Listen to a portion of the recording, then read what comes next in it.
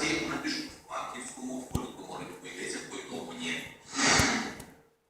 Українські розробники більше не проводять обслуговування російської ракети «Воєвода» за західною класифікацією СС-18 «Сатана». Це випромагувач російських ракетних військ. За його словами, конструкторські ДВП-ДЕНа та інші українські підприємства вивели військ операцій промисловості, що забезпечує підтримку ракетного комплексу технічної готовності.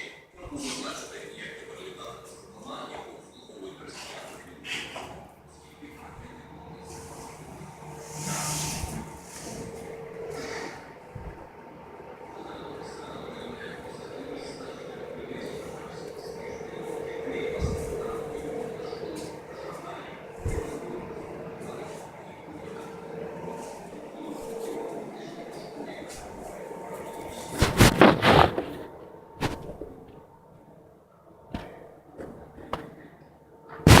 Thank you.